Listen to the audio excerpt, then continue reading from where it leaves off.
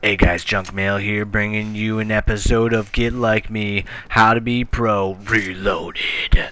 We're going to be covering the map Heavy Metal, and here we go, get started. We're up right where we need to be. Oh, this guy's the beat on me. Oh, but look at that, skills and shooting real well, gets you the kill. Oh, this guy wants a little piece of it too. Oh, but guess what, you get to 2 kills. First thing I recommend doing is, regardless of what side you're on, even though we're going to be playing from alpha, you want to break these windows out over there and give yourself a nice shot up at the catwalk, because we're going to be primarily doing all our business up in the train station. And if you haven't already, you should look at the Q&A for Eclipse, which is the name of the designer of this map.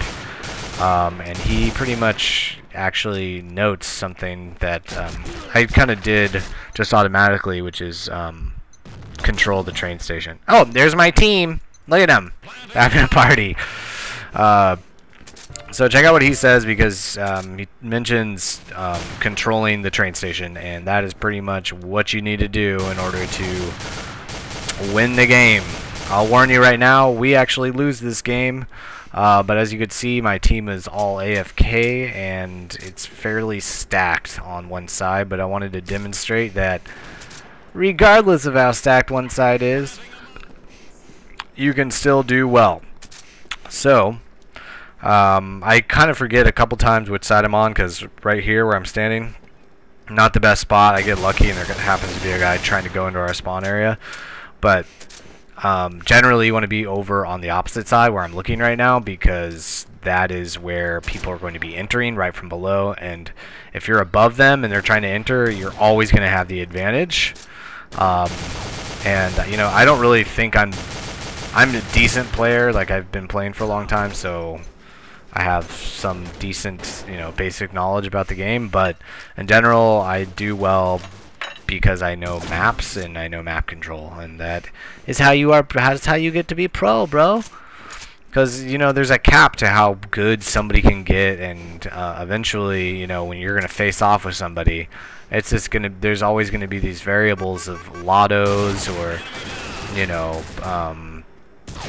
lucky shots. That's the same thing. Why would I repeat that? I don't know if you guys noticed, but that guy broke the glass, and then I shot perfectly right at the right moment. That's one strategy you can use, with the glass. Wait for them to break it, and then Peace Town is brought upon them. But as I was saying, there's so many variables to when you are facing somebody who knows where you are, versus being able to get the beat on someone.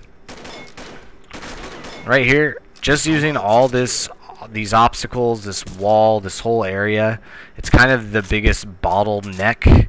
If you don't know what that is, it's kind of like a choke point, because there's only 2 ways to get up there, and it's about controlling those 2 ways to get up there, and blah blah blah. That being said, I know I say that a lot, but that being said, you're gonna watch how we just control this top of the map and do workity workity work. Peace! 15 kills through the window. Son, may I take your order? A side of death, please? And generally, you know, not everyone can afford or get the L11A3 ghillie. So, you know, don't expect to be on the same level if you're using GP weapons, but I also went ahead and brought the AEK 977777, and the hopes that people can see that you can use an AR, GPAR, and still do well in this type of situation, map control.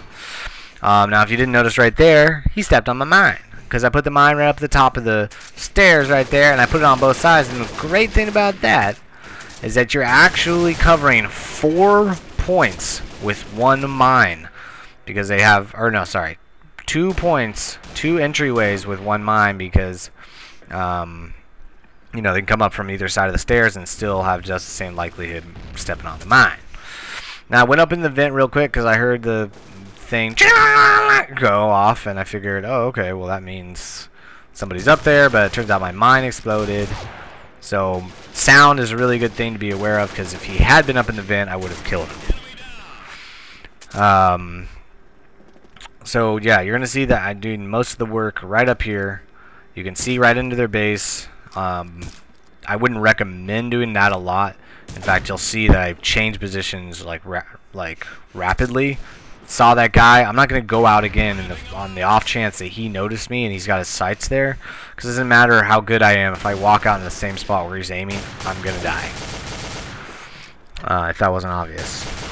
And here's an example. Like, he could think that I was in the cafeteria. He could think that he's going up to the roof or something. But I got his back and I pooped. Oh no, I'm supposed to not say poop, but I said it. I peed on him.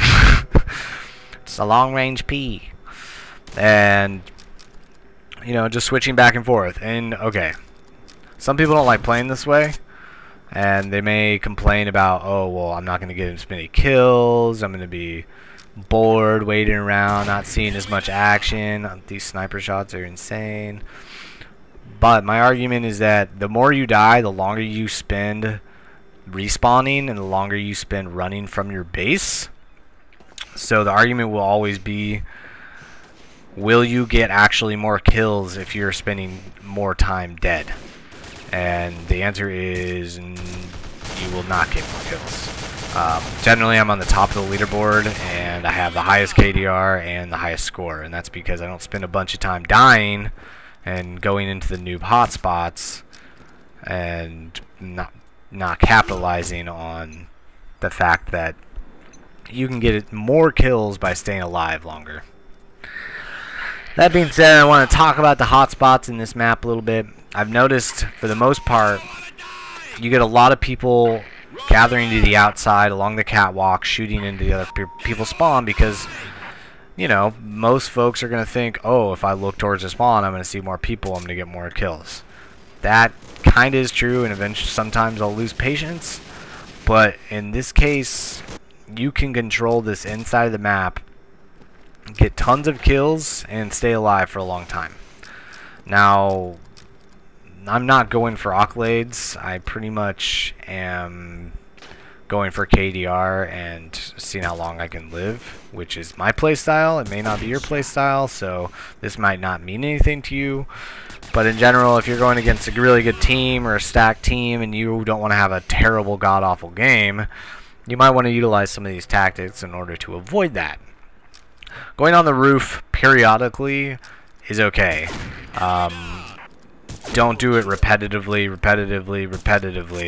because they're going to eventually be looking for you. That's the whole idea, is to be spontaneous and effective, because if you... I can't tell you how many times I've played against people who start raging because they do the same thing over and over. They go to the same spot over and over and they keep dying.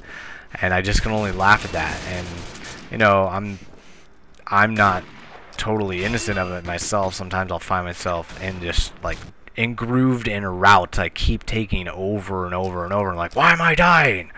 Well, it's because people know I'm going there and you should stop doing it. Anyways, little review's coming to an end. I didn't get the last kill, and we lose the game.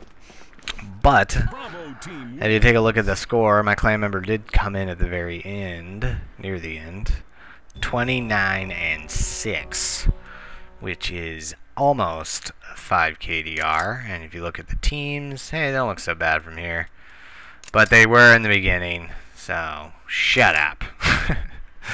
Hope you guys enjoyed, and more to come soon. Have a good day.